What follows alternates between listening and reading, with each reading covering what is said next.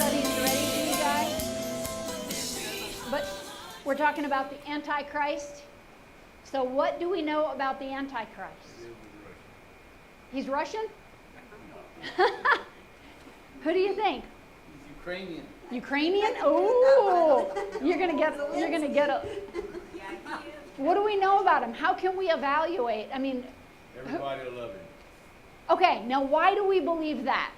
Because the Bible tells us. Okay, where? What does it say? And I'm not picking, but this is exactly when I'm trying to. Tony has been a master at pulling my rug spiritually. So, hi, Miss Tina. So when I believe something, or any of you guys will believe something, he pulls your rug, and it's disconcerting. It makes you kind of. But he's made me pull my own rug now on so many things that I believe. Why do I believe that? Where in the Bible does it say that? Whenever, especially, and I think that's why I like teaching so much, because it makes me dig in a way that if I'm just reading, I just read. I just listen. Whoa. I just listen. I just read, because I listen on like an app, and I read, and I think about it, but I don't dig. When I'm going to teach, I dig.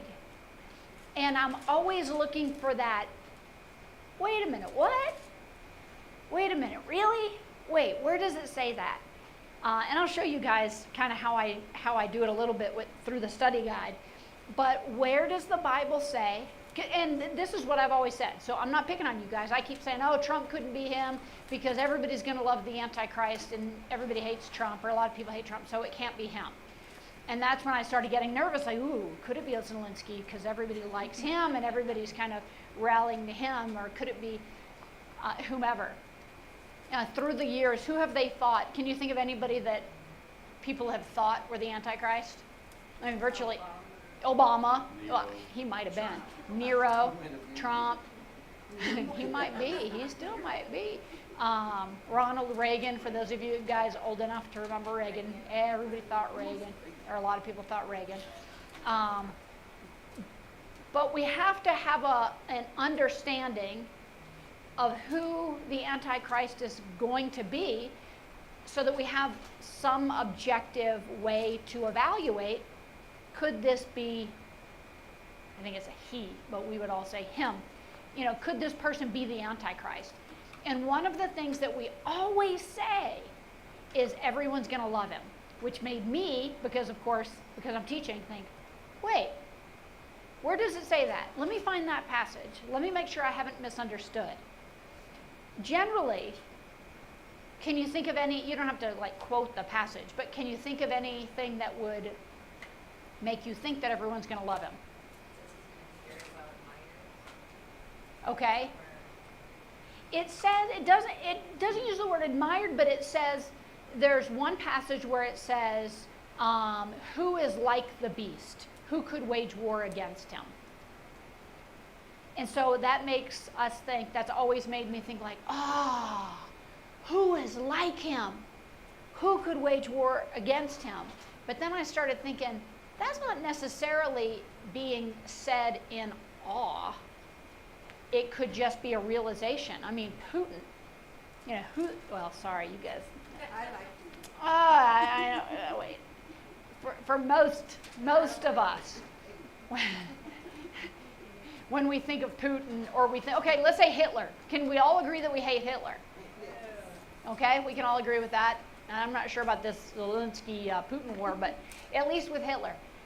Do you think that people at that time said about Hitler, wow, who's like this guy? Not that they liked him, but he was unique. He was something else. Who is like this guy? Who's going to go to war against him? I'm not saying that that's the right way to read it, but I started just thinking, is it possible?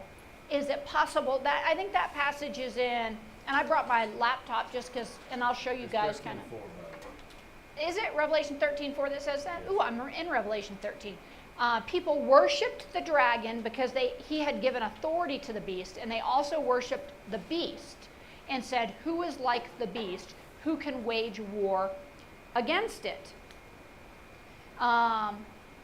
Who's the dragon? All through the Bible, Old Testament, New Testament, who's the dragon? Satan. And that's, now we could be wrong, but I don't believe the dragon is ever stated to be anything other than Satan in the whole Bible. Anytime you take either a figure of speech or something, I don't even know what the word would be, but the dragon is not a person, it's a dragon.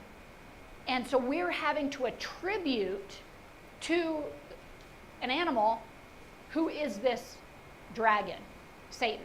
In the Bible, and I think that's a safe place to rest, because in the Bible, anytime it talks about the dragon, it's always Satan.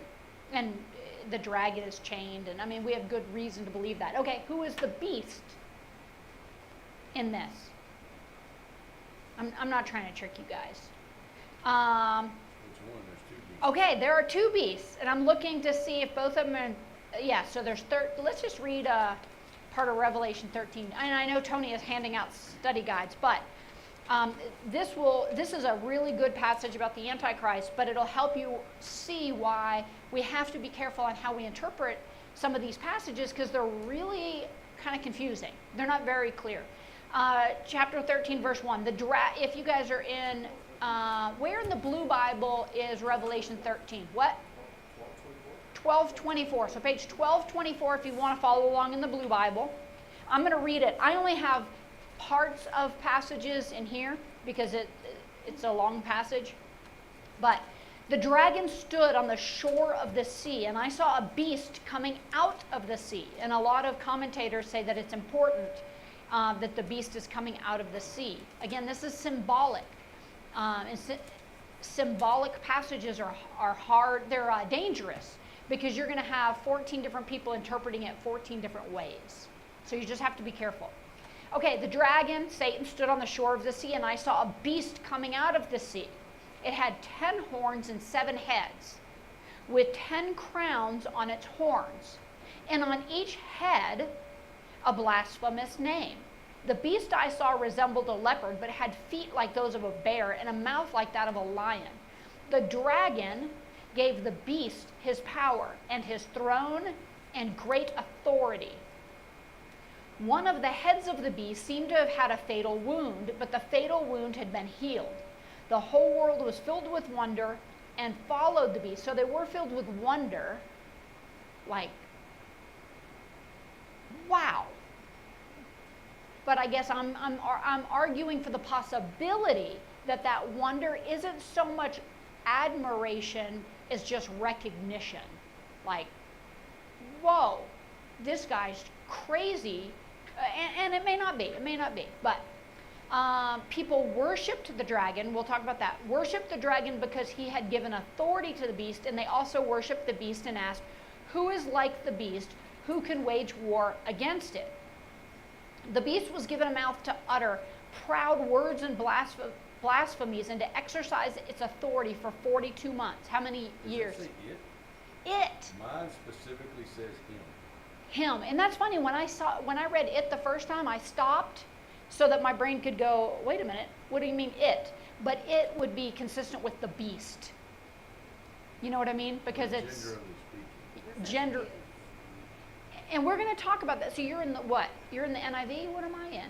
I'm in the NIV. And the NIV has changed. There are many different, what's it called? Rewrites? Yeah. Yeah. You can't clear your throat at that one. How many rewrites has the King James Version had? Oh, brother, that is so untrue. No copyright That is in the so King James. untrue. No It has been. copyright. How many times, babe, has the King James been rewritten? I'll go. Quite a few. How many? That says Five 1444. times. How many times That says 1455. has the King 5 times just to get to the James 1611. Version been? Whoops. We'll There are agree almost that you're wrong. 1,000 editions printed from 1611 to 1769, all with minor corrections. 1,000. Who said that? MSNBC? It's actually called the King James Bible, a translation for the ages. So it's actually in support of King James. But there are tons of This one says from 1611 until now, the King James Bible has undergone 421 changes, blah, blah, blah. So anyway, all Bibles have changes. That's a whole other topic, so we'll just not go there. But we will talk about different versions and different translations, because in one passage in particular, I think it makes a big, big difference in how we interpret it, how we read it. The NIV, or this version of the NIV, says it, again, probably being consistent with the fact it's a beast and not, I don't know, gender neutral. A gender neutral beast. Then I saw a second beast coming out of the earth. It had 10 horns it had 2 horns like a lamb, but it spoke like a dragon. Well, that says I beheld another beast. Where this says a second beast. Okay. This is a second beast coming out of the earth. The first beast came out of the sea, which they generally say is from what nation, what country. Isn't the sea Israel and the earth is Gentile, babe? The sea is Israel and the earth is Gentile, or vice versa? I think they're both used for Gentiles. So, and this is a place where, again, you have to be really careful with symbology in the Bible, because you'll see some people interpret it very differently. So that's why Tony's always told us, get the bulk of your theology from not just the New Testament, but the epistles. I mean, the Revelation is in the New Testament, but it's filled with so much symbology. Even tons of well-meaning people who want to know the truth. Shoot, when I was just reading one passage, and I wonder what people think about that passage, and I read so many different interpretations of that passage. So, Tony has told us for years, get the bulk of your theology, what you believe about something, from the epistles, not just the Gospels and Acts, because those are transition books, transitioning from the law of the Old Testament to the time of grace. The epistles were written specifically for the church, telling the church how to live in the age of grace, which is what we're in, and then Revelation was to reveal what's going to happen in the future. And we're going to do that. We're going to start in 2 Thessalonians 2. But just because we're talking about who might the Antichrist be and what the passages say about it, I want us to recognize where we get the idea that everyone's going to admire him. Everyone's going to love him. The second beast. The first beast. So the second beast. Well, the first beast, it says, and everybody who is not going to heaven will worship him. That's right.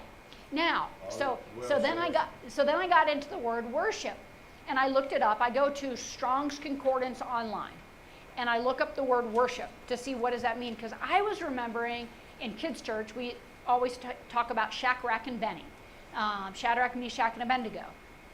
And if you remember, King Nebuchadnezzar did this golden statue, and then Israel was told, whenever you hear the horn blow, bow down and worship the statue. What does that mean? Did they actually worship the statue, or were they just being obedient because he would kill them if they didn't? Shadrach, Meshach, and Abednego said no. Now they could have faked it and tied their shoes, I dropped something there, I dropped something, just so that they wouldn't stand out. It was a gold statue. I mean, who cares? It's nothing. But out of principle, they said, we're not going to bow down to anything except for God alone. And what did King Nebuchadnezzar do to them? Threw them in the fire. Threw them in. Now, I can think of a lot of ways to die. Being thrown in a fire? Wow, that'd be hard.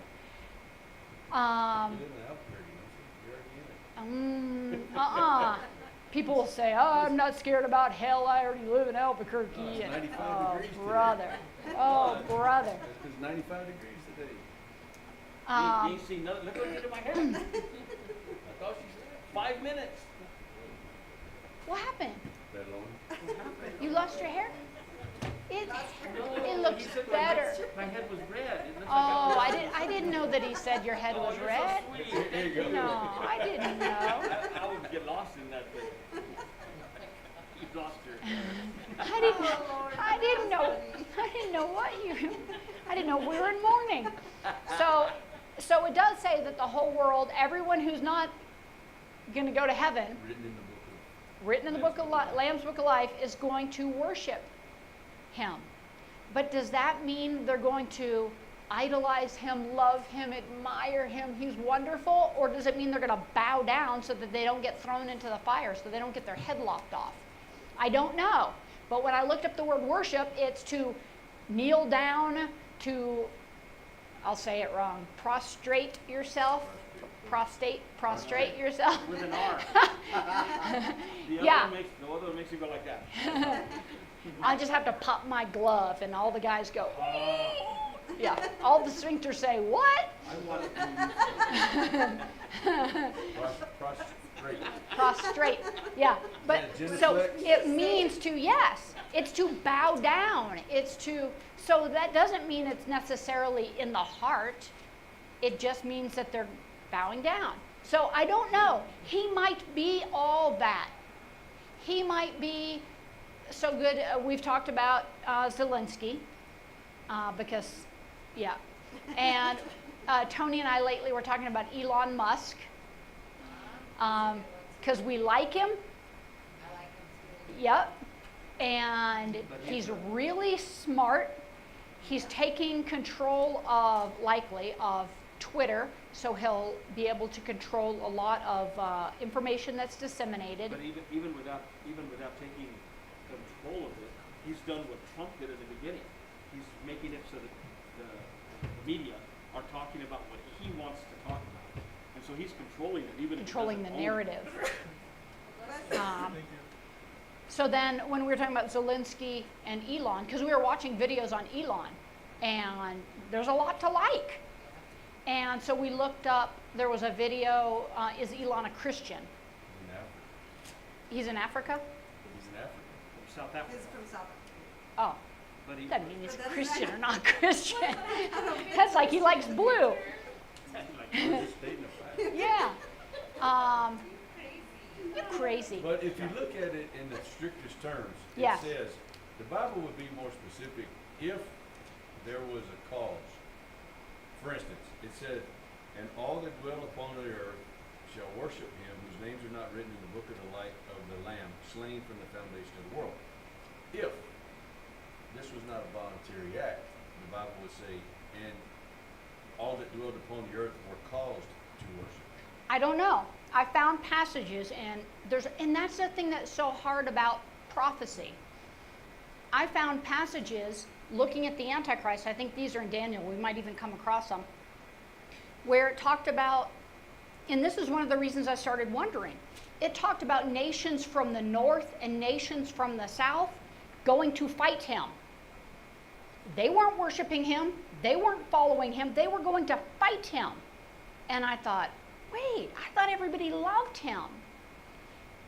But it's because I was digging in to all these different passages. You know what I mean? Isaiah, Zechariah, Daniel. I mean, there's so many different places in the Bible that have prophecy in them regarding the end times. It's hard to, you have this puzzle and you're trying to put all the puzzle pieces in the right place, and it's confusing because of symbology like this. It doesn't help. It's somewhat clear, but then it's even words like worship. Well, what does that mean? Does it make sense? Kinda? So, I'm just throwing that out there because why do we even care who the Antichrist is? What does it matter to us? Really, every time we read the Bible or do a Bible study, we should think, how does this affect me living for the Lord? How does this affect my witness? How does this affect honoring God with my life? Who cares who the Antichrist is? Should we just ignore it and not read the passages and not talk about it? Why or why not? Jesus said you had to be vigilant. Okay? And it says that even the elect will be deceived by this Christian or whatever. Even the elect, if possible. Yeah. I feel like pretty much whatever's written in the Bible it's all written for us. It's not all written to us, but it's all written for us. If we go out in the rapture before the tribulation, Preach it. if we go up in the rapture before the tribulation, then kind of doesn't matter. He may or may not be revealed. What sets the 7-year clock for the tribulation? Do you remember? Supposedly the rapture. For a lot of people, they say the rapture. It's actually like 3.5. Some people believe the rapture happens at 3.5 years before the Great Tribulation. But there's a specific something. Well, let's look. There's a covenant of some sort Ooh, that something happens in the middle of the tribulation. And depending on whether I'm reading it from the Bible or listening to you, that in the middle, just kidding, that in the middle of the tribulation, there's a covenant that's either confirmed or broken or something happens to that covenant. And if that covenant, the Bible says, there is some kind of a covenant. And that covenant is something in the middle. So it stands to reason that that 7-year covenant is something in the middle. 3.5 years before is when it was yeah. started. What have we been told that covenant is? What does everyone call it? That 7-year Peace treaty with Israel. peace treaty. That the Antichrist makes peace in the Middle East and signs a 7-year peace treaty with Israel, brings peace to the Middle East, and at 3.5 years, what are we told? What does he do? He breaks it. He breaks it.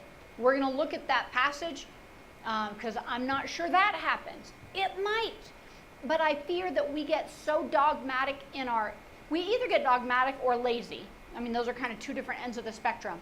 But we either get dogmatic in our faith, in a belief, or we get lazy in a belief and we're told something, so we just believe it. Or we really, really, really, really, really, really believe it, and I'm going to teach it.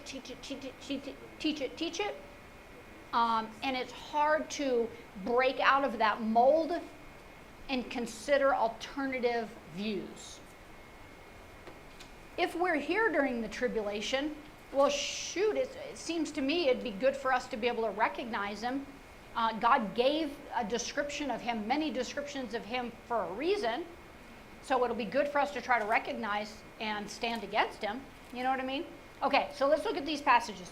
In your study guide on the first page, I wanted to start where we were last week, because last week we were in 2 Thessalonians 2 and we talked about Matthew 24, and we were talking about the rapture, but in both of those passages it alludes to the Antichrist, so I wanted to start there and then just kind of springboard from there. So in 2 Thessalonians 2:3 it says, "Don't let anyone deceive you in any way, for that day," that was the day of the Lord and our being gathered to him, so I believe that's the rapture, "that day will not come unless the rebellion occurs and the man of lawlessness is revealed, the man doomed to destruction."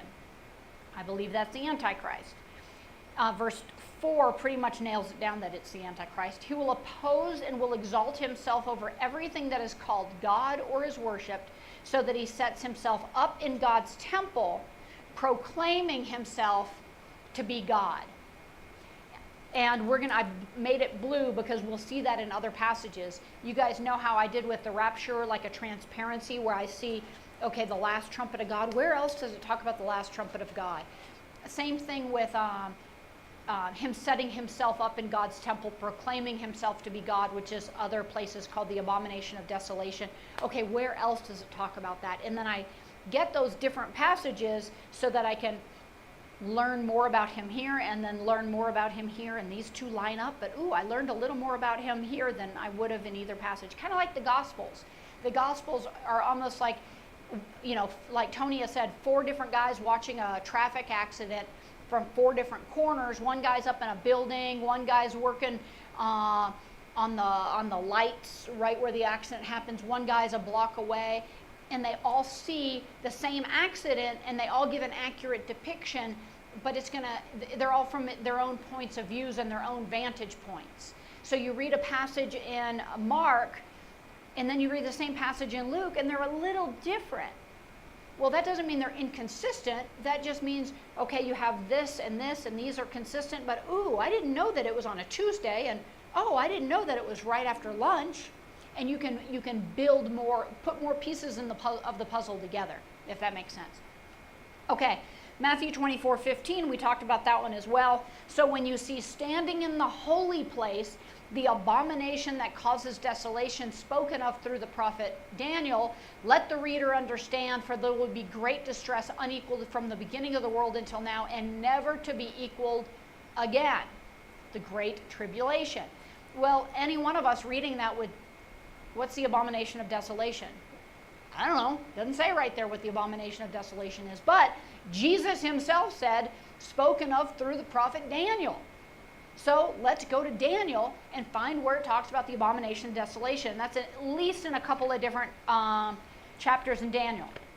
So I'm right here at the bottom of page 1. Daniel 11 is one of those places. Daniel 11, starting in verse 31. His armed forces will rise up to desecrate the temple fortress and will abolish the daily sacrifice. So again, we see him in God's temple, just like we did in 2 Thessalonians. So you can see some of that overlap. By the way, you had mentioned the temple.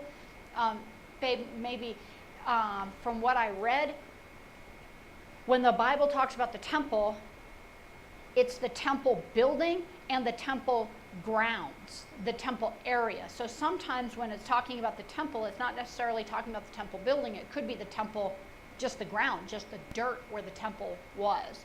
Because a lot of people, because this is talking about the Antichrist setting up in God's temple, well, where's that temple today?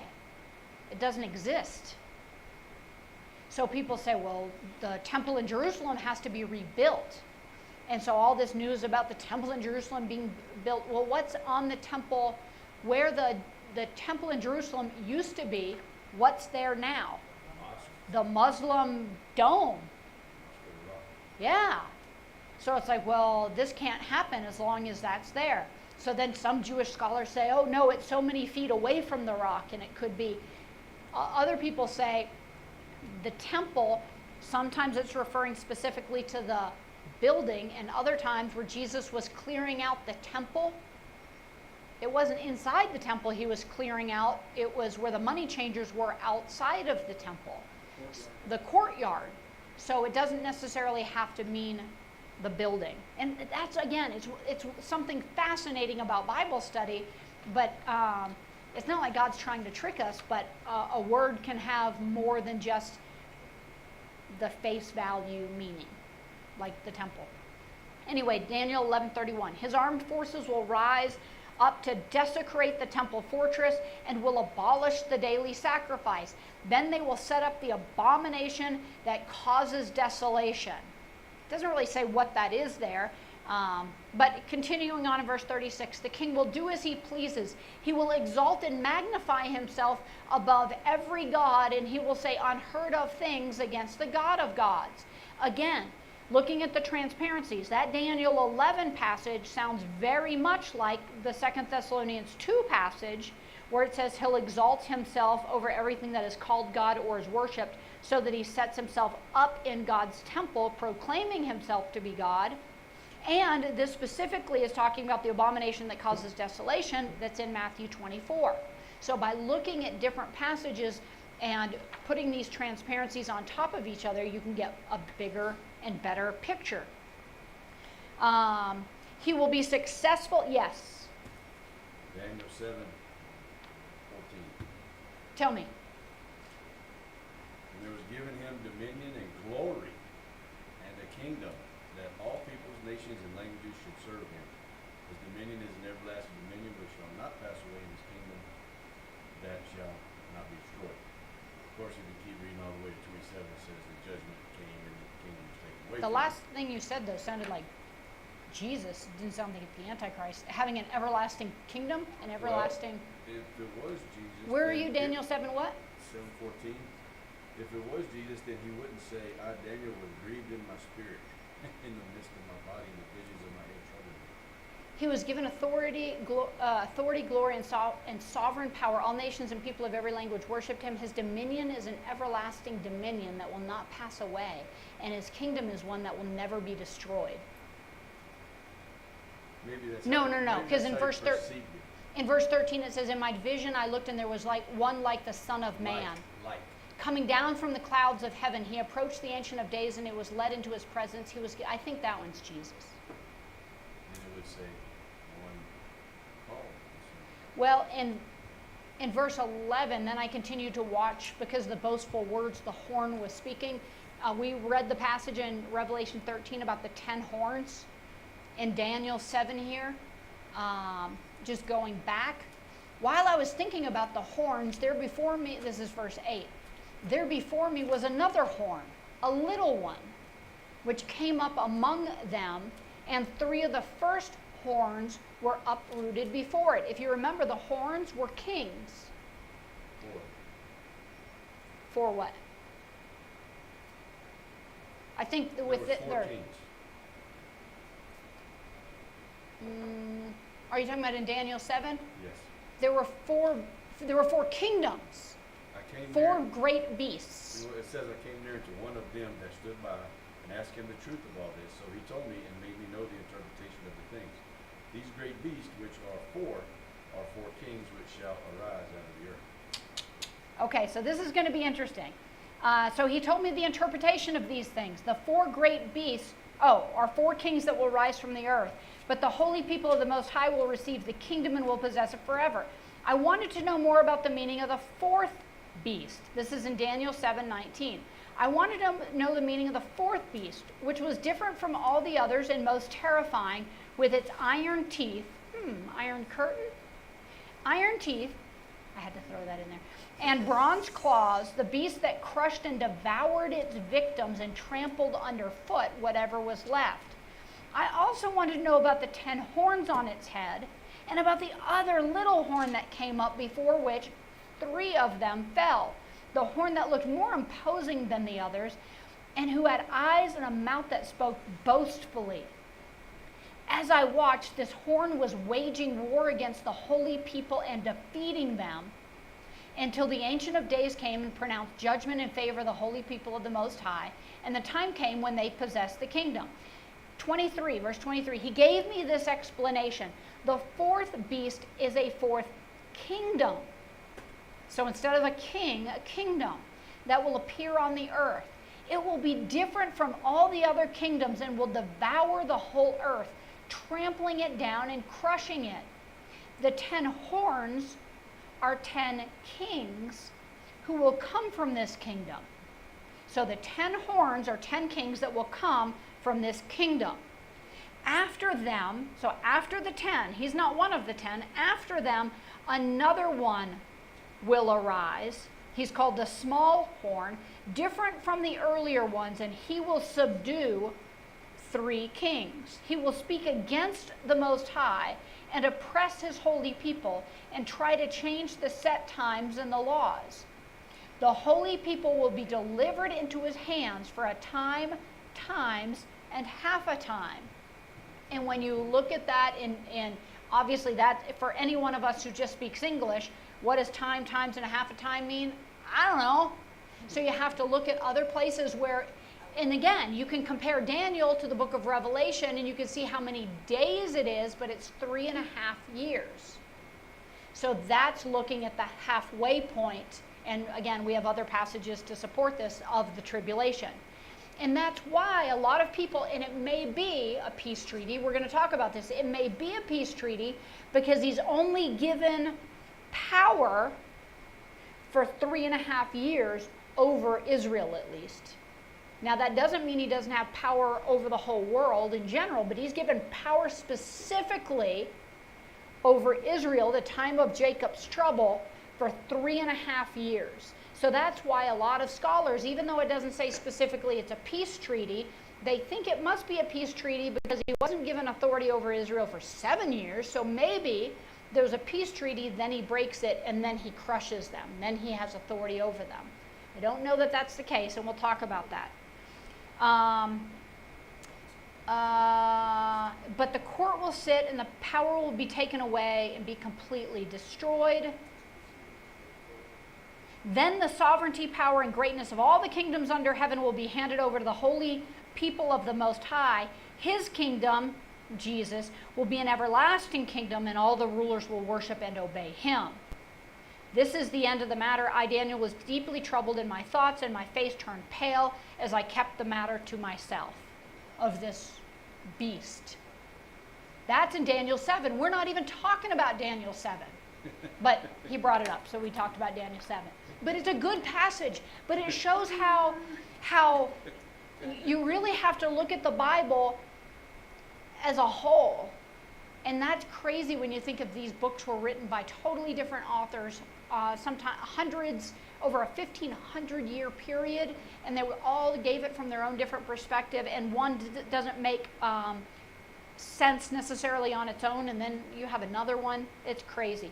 But when you read Revelation 13 and Revelation 17, when you read Matthew, when you read 2 Thessalonians 2, you see him talk about the 10 horns and the beast and the 7 heads you'll see in this didn't talk about 7 heads. This just talked about a beast, 4 beasts, but one beast with 10 horns. A small horn came up after and subdued 3 horns, and thankfully we had an interpreter. The angel actually told Daniel what it meant, so we didn't have to guess. So it looks like the Antichrist will come from a nation, a kingdom that's trampling the whole world. Maybe Russia? A kingdom that tramples the whole world. But 10 kings are going to come out of this nation. Maybe it's the European Union. Maybe that's the kingdom. And we have different, like France and Spain and, 10 different leaders in the European Union. And then a little small one. Ooh, maybe Zelensky. That would be a small little horn, because he was nothing. I mean, you know what I mean. On the grand scheme of things, worldwide power, how much power does the Ukraine have? They couldn't even get into NATO. So maybe he is a little horn. But he came up, and this is why it's important. As we're evaluating, if he's a little horn that comes up, I'm not sure who the 10 nations would be, because there are more than that in NATO, more than that I think in the European Union. But we should see 3 kings get subdued by him. So if all of a sudden we see 3 nations get subdued by him, it's wait a minute. And the passages kind of, we can test our hypotheses based on these passages. Anyway, all right, where were we? Daniel 11:31. The king will do as he pleases, verse 36, just because it's in black, so it's easy for me to jump back to. He will exalt and magnify himself over every god and will say unheard of things against the God of gods. He will be successful until the time of wrath is completed, for what has been determined must take place. He will show no regard for the gods of his ancestors or for the one desired by women. And depending on which version you're reading that in, it's he has no regard for the gods of his ancestors or for the desire of women, which have led many to speculate if he's Jewish, the god of ancestors, and what else? Or gay, because he has no regard for the desire of women. What man doesn't have regard for the desire of women? Gay ones. Liberace. I mean, virtually, except for Tesla. I don't know if Tesla was gay. He just thought women were dirty, so he didn't have regard. I think he had some he's not Jewish, but he He's had just some African. influence with his teaching. He's made pretty clear he's not a Christian. And he Tesla doesn't- you're talking about now. he does- Okay. Not Tesla, but Elon Musk. Musk. Okay. he doesn't believe in God. Yeah, Elon Musk does not believe in God. Yeah, he's pro-abortion. So he's leaning progressive. He's leaning left. But he got everybody all upset, I think, today because he said next time around he's voting GOP, which is going to get a lot of ignorant Republicans that think, oh, he's one of us. And Yeah. So So maybe he's kinda people on the all over the left will place. like him because he's If but you, he has Liberal. no regard for the God of his father. if you read all of that in total, I think that it's just that he's just so arrogant. where are you talking about? In Daniel 11:37. The bottom of the Yeah. first page. It said, neither shall he regard the God of his fathers, nor the desire of women, nor regard any God, for he shall magnify himself above all. So it just sounds like he's just an Generally. arrogant dude. Like, Yeah. Like, I have a mission, I have a goal, I don't Yes. have time for any of this other mess. And we see, yeah, in passage after passage after passage, one of the main adjectives used to describe him is boastful. And he may be a-religious. He may not be Muslim or Jewish, or he's going to come from, he has no regard for the God of his father, so he's going to come from a lineage of, he has a Jewish background or a Christian background or a Muslim background, whatever. But he's not specifically religious himself, it sounds like. I think for Daniel to make a point of saying that he has no regard for the God of his fathers, kind of says that Daniel might have some respect or like appreciation for the gods of the God of his fathers. Meaning Jewish. Potentially. Yeah. I've seen other people Then say again, Daniel Jewish. was in Babylon, Yeah. so it could have been Ishtar, the Chaldeans, the Zoroastrians. I mean, but it sounds like it was for him to say he doesn't even respect the God of his fathers. That kind of tells me like, well, he mentioned it, so like he must respect the God of this guy's Yeah. father. But you can see why so many people have so many different ideas, because it doesn't just come out and say, oh, he's a Jewish dude who's gay, who's going to be born in Lebanon, but he's going to convert to Buddhism, and, it doesn't just say. God makes us kind of dig. Daniel 9, middle page here. Daniel 9, starting in verse 27. Oh, man, you thought we were getting into it a minute ago. Now we're really going to get into it. In the NIV, it says, he will confirm a covenant with many. This is where we get the 7-year peace treaty, by the way. This is the passage where we get a 7-year peace treaty. He will confirm a covenant with many for 1/7. In the middle of the 7, he will put an end to sacrifice and offering. And at the temple, he will set up an abomination that causes desolation until the end that is decreed is poured out on him. Now, Sir Victor, if you could be Yes, so ma'am. kind, Daniel 9:27. Does anyone have a New King James, by the way, that they're using right now? You do? Good. Do you mind turning to 9:27 as well? Daniel 9:27. And whoever gets there first gets a I'm there. high. I'm there. I'm in there. All right. I'm waiting on you. They both get a Victor. Tootsie Roll. All right, Victor first. All right. And follow along in the NIV that's in the program, just so you can see the similarities and the differences. Yeah. Hmm. And he shall confirm the covenant with many for 1 week. And in the midst of the week. Oh, wait, did you say, what did you say? Say it one more time, and I want to highlight one word. And he shall And. confirm. Does it say and? And. Okay, and. So where NIV has a period, he will confirm a covenant of many for 1/7 period. But in Victor's, in the King James, it says, again, he will confirm a covenant. Well, it seems to, this and seems to be like he's going to do this, and because it says, and after 80 weeks shall Messiah be cut off, but not from himself and the people of the prince that shall come, shall destroy the city and the sanctuary, and the end thereof shall be with the flood, and the end of the war, desolations are determined, and he shall confirm the covenant with many for 1 week, and in the midst of the week he shall cause the sacrifice and the oblation to cease, and for the overspreading of abominations he shall make it desolate, even unto the consummation, and that determined shall be poured upon the desolate.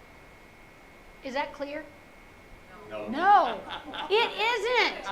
Well, you It got your isn't. 7. You got your Then 7 we answer. get our entire, not our entire, but we get really the whole idea of a peace treaty from that passage. But I want to highlight one specific word. All right, Mr. Leroy, he's going to read it in the New King James. So King James, but New King James. 27. Then he shall confirm a covenant with many for 1 week.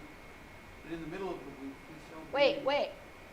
He will confirm a covenant with many for 1 week. And what's the next word? But in the middle. But. Okay, in the NIV, I know this is going to sound really petty, really small. In the NIV, there's just a period. He'll confirm. By the way, it doesn't say he'll make a covenant. He will confirm a covenant, like it's already made. He will confirm a covenant with many for 1/7, period. In the middle of the 7, he will put an end to sacrifice and offering. Victor's said he will confirm a covenant with many for 1 week colon, and and in the midst. in the midst. Leroy's says the same thing, except for instead of using the word and, it uses the word but. And I'm going to bring that up in a minute, but I wanted, go ahead and read the full thing again, please. Then, 27, then he shall confirm a covenant with many for 1 week. But in the middle of the week, he shall bring an end to the sacrifice and offering. And on the wing of abominations shall be one who makes desolate, even unto the consummation, which is determined, is poured out on the desolate. Okay. We see the abomination of desolation in other verses, and so we can go into 2 Thessalonians 2 where he exalts himself in God's temple and calls himself God, and that's likely that. But I wanted to bring up that one specific word because we're trying to decide, again, we don't have any other passages for this peace treaty. If it says that he's confirming a covenant, but halfway through something else happens, that makes it sound like he's changing gears. Well, I decided I was going to be friends with her, but, well, now you're going to hear something negative. I decided I was going to be friends with her, and it doesn't sound so negative. So, in the middle of the page here, this is Daniel 9:27 in the Hebrew interlinear. This is a word for word. Instead of a translation like the King James or the NIV where they're trying to make sense of it, the word for word Hebrew. So right here, and he shall confirm a covenant with the many for 1 week. That's pretty consistent with all the verses, with all the translations we've read.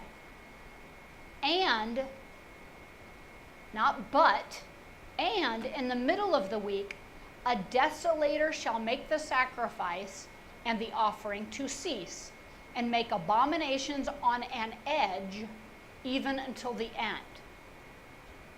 Now, I put this in purple just as a thought, where I say, if someone were to say, the thief made a covenant with many, and in the middle of the night, he broke into the bank and laid waste its vault. I read that somewhere. Then it's not so much a peace treaty. All I'm getting at is it could be a war pact. It could be the Antichrist, a leader, a king of a nation, setting up a war pact against Israel. And at the right time, whatever the right time is, in the middle of the night, the thief breaks in. Hey guys, are you guys all with me? We're going to break into the Circle K at 2 a.m. Are you guys with me? And then at 2 a.m., they did it. He could be confirming a covenant with many nations. Who likes Israel right now? Almost nobody. Yeah. Almost nobody. It could be that the Antichrist is confirming this gangster, thug, whatever, against Israel. And at that 3.5-year period, we're doing it. We're going into the temple. I'm gonna proclaim myself to be God. I'm gonna cause offerings and something else to cease, oblations, offerings and something, Oblations. yeah, to cease sacrifices and offerings or sacrifices and oblations, like worship, I guess. Set up an image. To cease, maybe set up an image. Well, that's what it says. He's Yeah, if you go back to in Revelation. 13, Okay, let's go to Revelation 13. Oh wait, 13 what? let's see. It says 13, 14, 13, 13. Yeah, 12, 13, 14. Okay, I have from 15 to 18 on the right side if you guys want to follow along there. But go ahead and read. Hey, babe, do you mind reading where you're talking about? No. No, I mean. That was See good. what I did there? That I was see what I good. did there. See what I did there? All right. I'm gonna I'll be the usurp second your. beast. Oh, so- we read most of 13. Yeah, but- Revelation 13:11. Then I saw another beast coming out of the earth. This is that second beast, right? which we know later to be the false prophet. Yeah. So this is not the Antichrist. This is the false preacher Prophet, yeah. He had two horns like a lamb, but he spoke like a dragon. He exercised all the authority of the first beast on his behalf. He made the earth and the inhabitants worship the first beast. He made them. Yeah. See what I mean? Yeah. Whose fatal wound had been healed, 13. And he, the false prophet, performed great and miraculous signs, even causing fire to come down from heaven to earth in full view of them. Because of the signs that he was given power to do on behalf of the first beast, he deceived the inhabitants of the earth. He ordered them to set up an image in honor of the beast who was wounded by the sword and yet lived. And he was given great power to breathe the image of the first beast, to give breath to the image of the first beast, so that it could speak and cause all who refuse to worship the image to be killed. So some are going to refuse to worship the beast. The false prophet made everybody worship, which again makes me There's your wonder, answer. maybe everyone isn't going to be, oh, he's wonderful, oh, he's wonderful. And again, I read, I think it was in Daniel, it might have been, and you might be able to find it, Victor, it was either in 7 or 10 or maybe 9 or 13. Trying to think of, or 11, where it was talking about with this beast. About Belteshazzar and It was the Antichrist, where nations from the north and the south are gonna go fight him, that's what made me wonder. Oh, maybe everybody doesn't love him. Maybe they're forced to worship, to bow down. Maybe it's not something of the heart. Anyway, I just think that's interesting about that peace treaty versus a war pact. And I'm not trying to lead you guys. I feel like when we get stuck in an interpretation, I just think it's good for us to recognize these are unclear passages. Any one of us reading this would go, what? So it feels good when a pastor hands you something or draws something on a chalkboard that makes it look really, really clear. But I think it's good for us just to consider, it might not be that clear. Because if we're alive when this is happening, I don't want us to misinterpret the signs of the time because, oh, no, it can't be that because everyone's going to love him. Oh, it can't be that because it's a peace treaty with Israel and we don't see the peace treaty of Israel. Number one, we may not know when this peace treaty or war pact occur. And I think that's the start, by the way, of the 7-year clock. I don't know that we're going to see it. I don't know that they're going to broadcast it on NBC to say, breaking news. This amazing great is signing a peace treaty with Israel, and all the Christians are like, oh, we knew it. We don't know if we're going to know. We don't know if it's going to be a peace treaty or if it's going to be a behind the scenes. Okay, guys, are you guys with me? Okay. We may know it at 3.5-year point at the Abomination of Desolations, we're going to know it.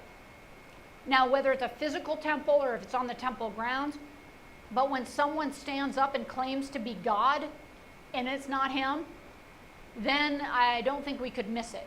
And from that point on, the Antichrist is given power to decimate Israel. Now, it's not going to be good for any of us. And I've always seen, and Tony talks about it, he always uses the word relative peace for the first half of the tribulation, but it looks like it's going to be pretty horrible, like way more horrible than I've pictured. Because even when you start reading Revelation, like we'll see if we get into some of that. But where virtually everybody would say this is the beginning part of the tribulation, like Revelation 6, where there are like 19, 20, 21 chapters. We're in the very, very beginning part. We have the seals and then the bowls and then the trumpets, or is it the seals, trumpets, bowls? I think it's seals, trumpets, bowls. I might be wrong. But at the very, very beginning of the seals, and already like a quarter of the population is dead, and that's where it's like you work all day to be able to buy 2 loaves of bread. It's going to be horrible from the beginning, where people say peace and safety and then destruction comes on them suddenly. I don't think that's, it could be, but I don't think it's necessarily the midpoint, because the birth pains that it talks about, everyone says peace and safety and destruction comes on them suddenly like birth pains. Well, Matthew 24, Jesus talks about birth pains, saying there's going to be wars, rumors of wars, pestilence, famines, earthquakes, all of these things. That's just the beginning of birth pains. So again, when I see a phrase like birth pains, then I want to compare. Oh, I remember that before. Oh, that's talking about the same kind of event. I think it's going to be horrible pretty much all the way through it. But the second half, man, then it's really going to be horrible. Really going to be horrible. Okay. By the way, the yes. north-south thing, Yes. and then the southern king's daughter, Yeah. going to make an agreement on that, that's chapter 11. Chapter 11. All right. I just want to go there. Daniel, thank you very much. Daniel 11. And I want to, before read, because I don't want to read the whole thing, but I want to go down to make sure that we're in like an Antichrist So passage. basically, you proved your point. Wait, are we being recorded? No, basically, you proved your point without knowing. How so? So he's Remember, we talked about the one word, right? Yes. Because initially I said, it didn't Then say you proved he your point. caused that, Yes. but But he does in Revelation. in the King James Version it says, and he exercised all the power of the first beast before him, and causeth the earth and them which dwell therein to worship the first beast. And that's Revelation So the 13. second beast made them everybody bow worship down. the first beast. Okay, let's look at verse 36 just so you know, because if I just start reading passages and it doesn't mean it's from the Antichrist. But verse 36, the king will do as he pleases. He will exalt and magnify himself above every god and will say unheard of things against the God of gods. That's, I think we would agree that that's the Antichrist, or appears to be the Antichrist. Verse 31, his armed forces will rise up to desecrate the temple fortress and will abolish the daily sacrifice. We know that that's the Antichrist.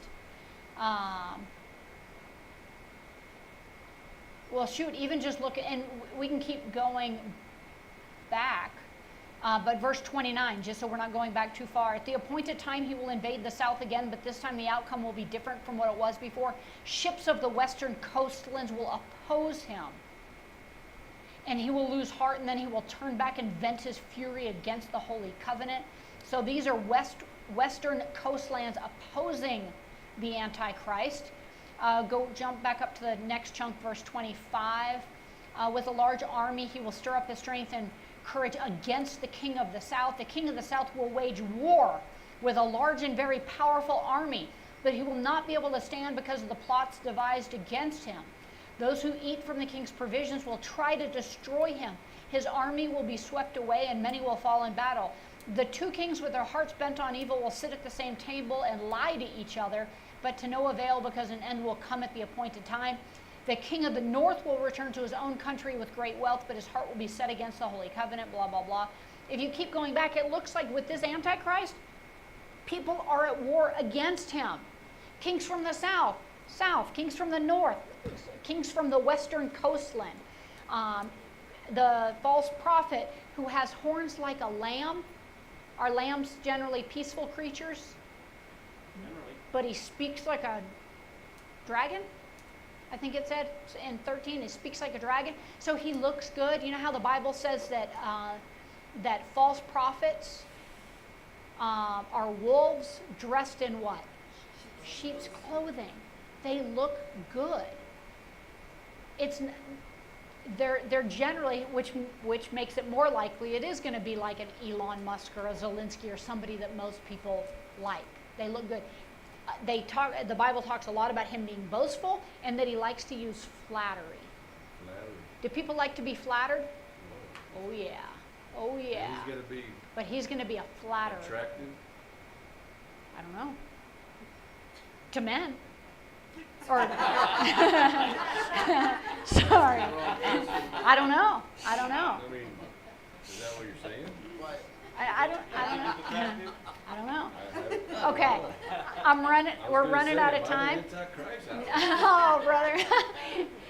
So we're going to go through this really, really quickly.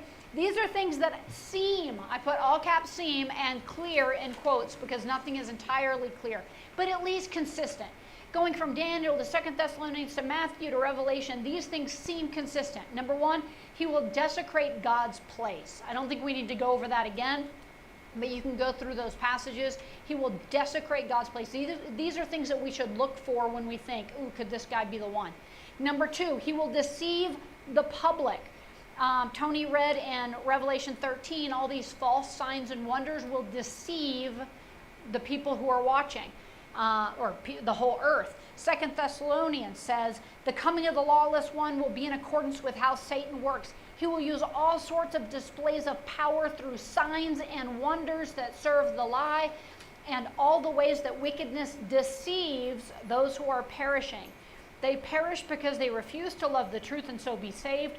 For this reason, God sends the people a powerful delusion so that they will believe the lie. I hate that passage. If God's going to send a delusion, send the truth. If he's going to make everybody believe something, instead of delusion, open up their eyes. I have loved ones who are not saved. I don't want them to believe the lie. But because they chose, it's kind of like God hardening Pharaoh's heart, because they chose, and it says right there, they perish because they refused to love the truth and so be saved. They sealed their fate. And for this reason, God sends them the delusion. So I'm not saying God is mean. I'm not saying, how dare you, God? I just hate the reality of that. At some point, you say no to God, you say no to God, you say no to God, and God says, choke on it. And then it's like, well, I wish I could believe, I just can't believe. Well, you said no, no, no, no, and at some point, your heart gets so hard. What does it say? That Satan blinds the eyes. Have you ever talked to somebody about the Lord, and it's like, there's nothing there. Yeah. It's like, there's nothing there. There's no tension, nothing. And it's like, they're so blind. Yep. Okay. He will desecrate God's place. He will deceive the public. 3, he will demand a pledge. That's the 666. The second beast, that's the false prophet, was given power to give breath. This is what Tony just read, to the image of the first beast, so that the image could speak and cause all who refused to worship the image to be killed. It also forced all people, great and small, rich and poor, free and slave, to receive a mark on their right hands or on their foreheads, so that they could not buy or sell unless they had the mark, which is the name of the beast or the number of its name. This calls for wisdom. Let the person who has insight calculate the number of the beast, for it is the number of a man, the number is 666. So everyone wants to think that they have wisdom and that they're people of insight, and everybody tries to figure out what the 666 is. Does yours say the number of a man or the The- number of man? This Oh, says a of man. a man. Yeah, King James says the number of man, of a man. a man. Yes. Number of a man, yes. I think it's just interesting. Never mind a computer chip or a algorithm, whatever. Musk, Elon has a neural link that they've been working on, and it's actually implanted on the brain, and they've been using it on animals, pigs and monkeys. Ostensibly, he wants to develop it for quadriplegics, people who are paralyzed, to be able to stimulate certain areas.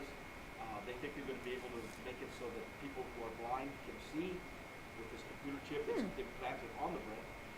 Going to be able to stimulate, do a workaround on places of the brain to make paralyzed limbs move again. Or maybe an image have breath. Yeah. It's just fascinating. Yeah. That, we worry about a little chip. We worry about this. People are already, yay, look at what he's doing. He's implanting chips on the brain. I want that. Yeah. It's crazy. Yeah. I mean, And the technology is cool as it's used for good, but you can see how it may not. I mean, we Define think, good.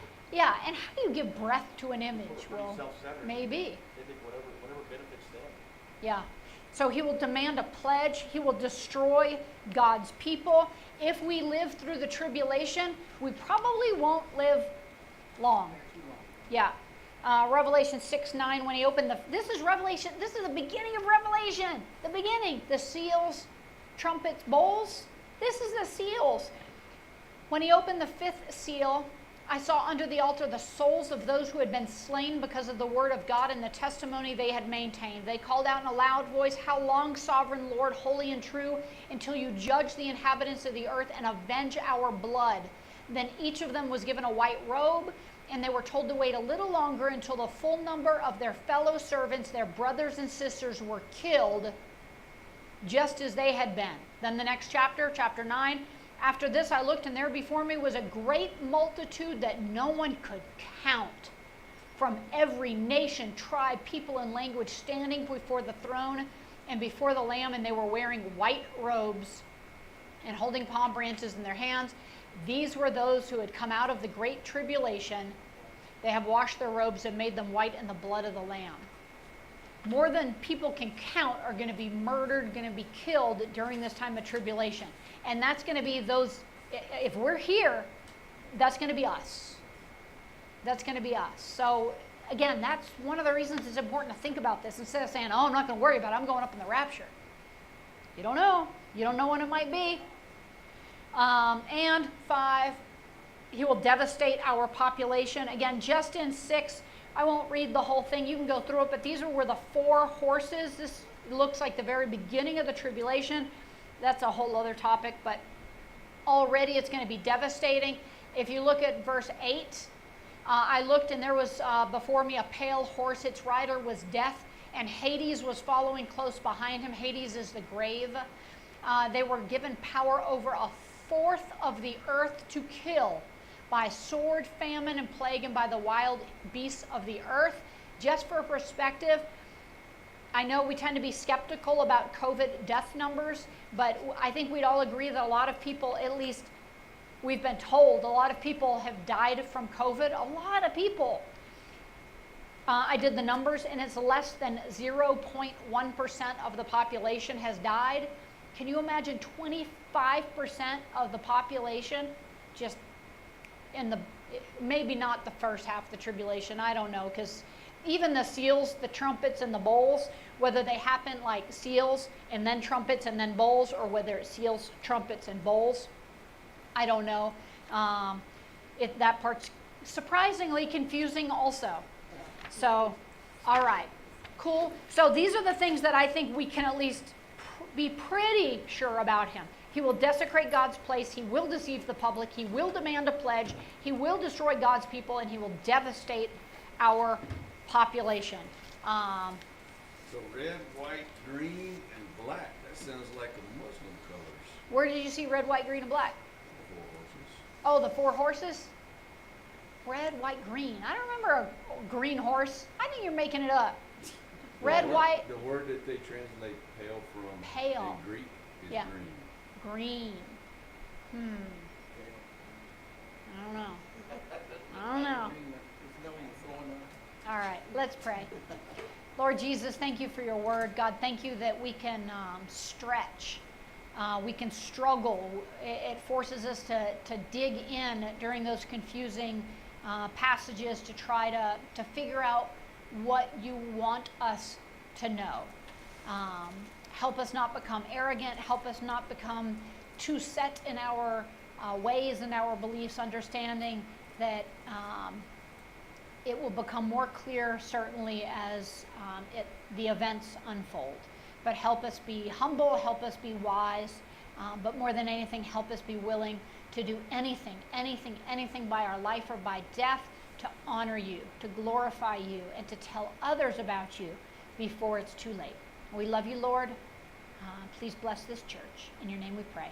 Amen.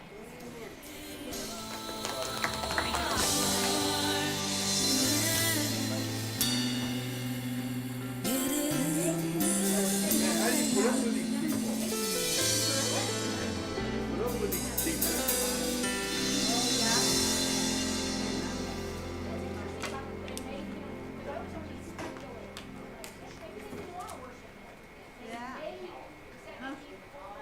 Why'd you?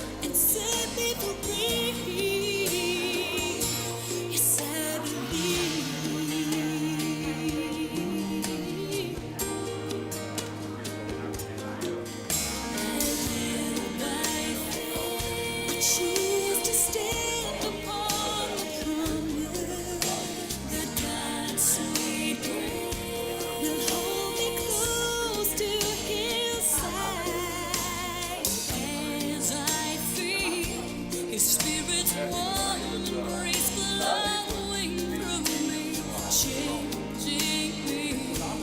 I will never be the same. I believe in the cross. I believe there was a cost. Blood of Christ was shed to pay the price for the lost. And I believe the Father gave His Son so He could save this captive heart of mine and set me free. Yes, I believe. Heaven opened up and sent my Savior to me, and I have been free.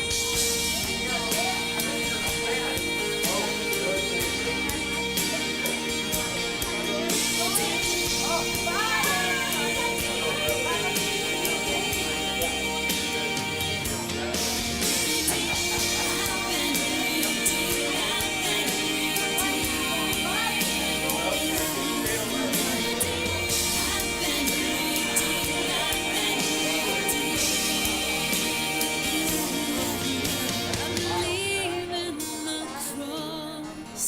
I believe there was a cause. The blood of Christ was shed to pay the price for the lost. And I believe the Father gave His Son so He could save this captive heart of mine and set me free. I believe in the eternal death. I believe the was unlost. The blood of Christ was shed to pay the price for the lost. And I believe the Father did His Son so He could save this captive heart of mine and set me free. The blood of Christ was shed to set me free. Yes, I believe.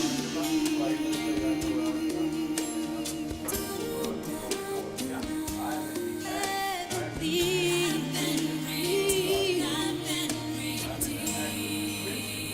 I don't know where he's going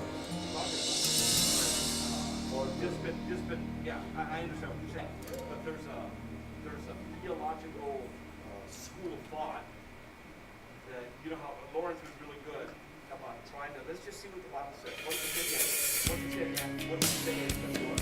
And there's the trumpet. And then it says something about the trumpet. And something about the trumpet and the trumpet. It's kind of like a slice. You're getting it, so it doesn't know the trumpet. But you're trying to understand. When the worries and cares of life, they weigh me down. When every dream comes crashing to the ground.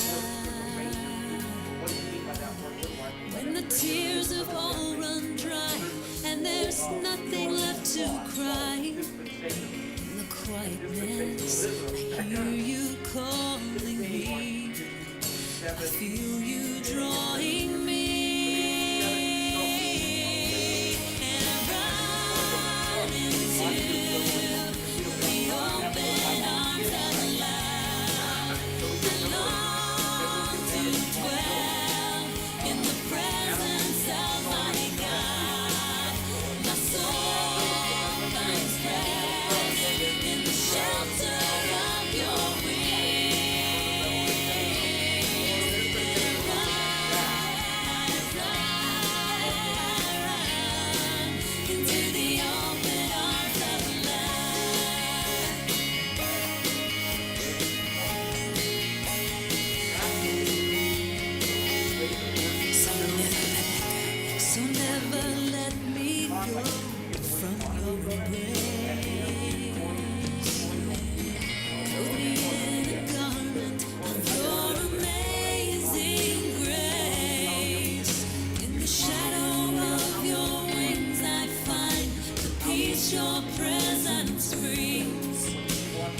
spirits softly calling me, gently drawing me. Run into the open arms of love. I long to dwell in the presence of my God. My soul finds rest in the shelter of your wings. And I run into the open arms of love.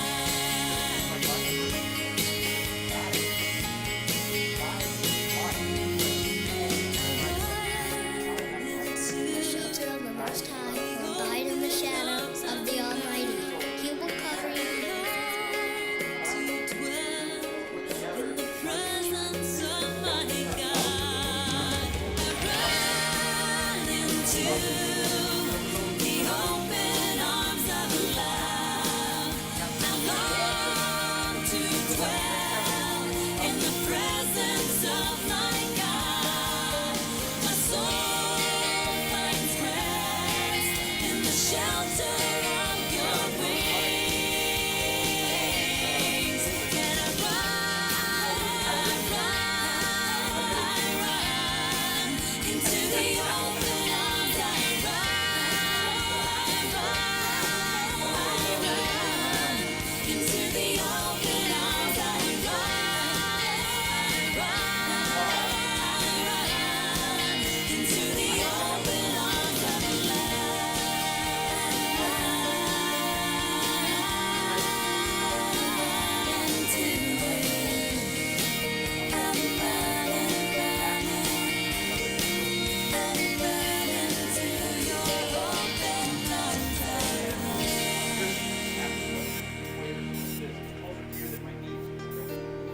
The equator is closer to you than Antarctica. So we're told that Africa can be 110 degrees, and Antarctica can be 60 degrees below zero.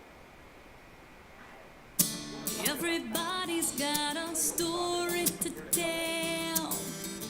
I'm no different than anyone else.